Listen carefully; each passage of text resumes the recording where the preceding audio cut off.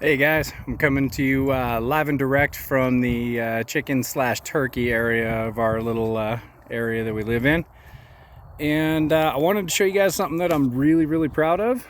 Um, the estimates on this, well, I mean, it's a chicken coop that we built, but it is 13 feet long, about 5 foot deep, plus it has another 1.5 feet of nesting boxes on it.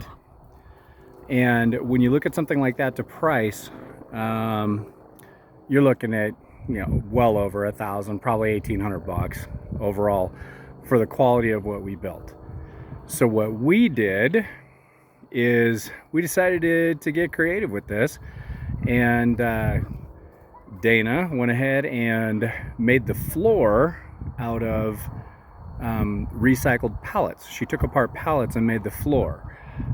We put together the frame. We bought those 2x4s because I couldn't pick up a 13-foot tree to mill it.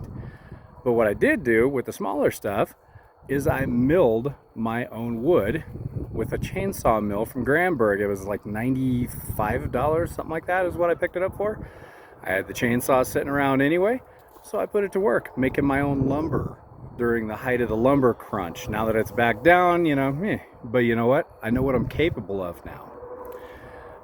We bought our shingles from Habitat for Humanity. I milled the roof boards. We recycled a closet door from my neighbor who had a solid wood closet door, and we split it so that it actually gave 2 doors. One so you can muck out the coop, man-sized door if you will, and another one's a chicken-sized door. I milled the 4x4s that are sunk into the ground with my chainsaw. And we built this thing out of basically dimensionally 2-inch thick, fully 2-inch thick yellow pine. And I finished one edge and I left the bark on the inside so that the chickens would have something to peck and play with. And it actually kind of looks pretty cool too. Essentially, the new products we bought was anything that was in the 13-foot range that I couldn't pick up a tree big enough to do, and a few bits and bobs that we bought for lumber, and the siding. The siding was the biggest expense. So essentially, everybody had some skin in the game. That's why I'm really proud of it. Dana and Tayan did the nesting boxes. Tayan and I did the paint. Tayan selected the paint.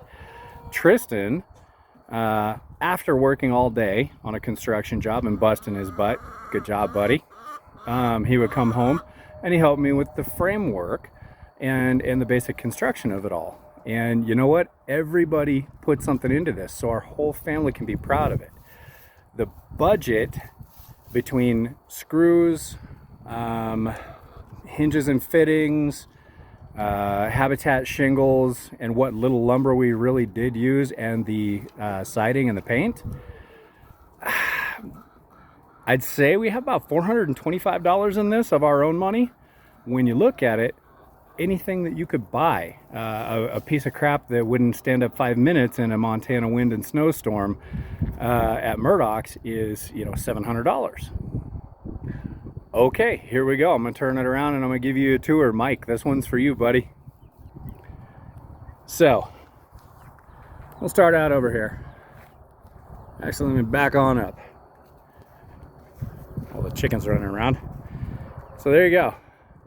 That's the length of it. It's got a little bit of a slope to throw off, snow and water. Again, the boards you see up under there, and I know I still got to put on some trim boards and some caulking basically.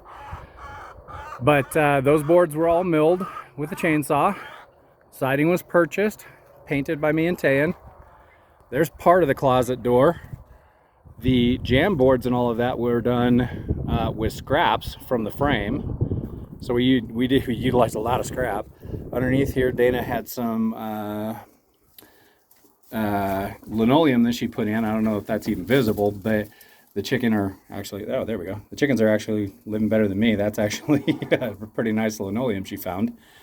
There you go. There's a dimensional, well, that one's about a 2x8, give or take, but generally 2x6 is what we did. And I just left it rough and rustic inside.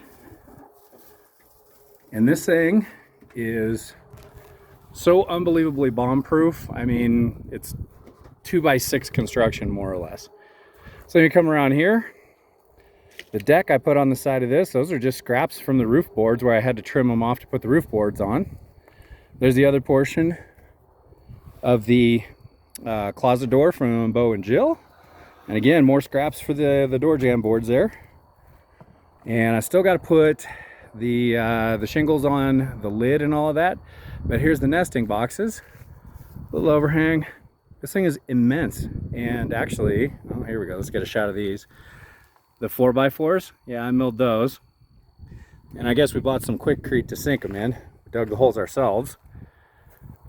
But I guess what I'm trying to say here is, when you're preparing and you're on a budget, getting creative and getting everybody involved is not only a good way to accomplish a goal, it's a good, God, I hate to use a buzzword, but it's a good team building thing. Everybody put some good stuff into this. This is an amazing project, and now the chickens have enough room where they're going to be comfortable laying, and basically if they live up to what the general stats are on them, we should have about 1,800 to 2,000 eggs this year to sell and or distribute and or eat. So there you go, guys. It can be done. You just got to be a little creative and a little willing to put in some sweat equity, I guess, is the term they would use. Anyway, hope everybody enjoyed this, man. Get some good ideas. And even if you're not building something that's, 5x13, guess what? You could build something 5x5. You can build your own greenhouse. And there you go. I mean, we did something that was probably, okay, if I'm honest estimating, it's probably going to be between $1,500 and $1,800 at the lumber prices at the time. And we did it for, whatever I said earlier, probably about 450 in supplies, give or take. But there you go. Sweat equity. And we also learned that we can do more with less, man. It was actually a family learning project, and it was really, really cool. And I love my people that helped me. Thank you guys. I really appreciate all your hard work.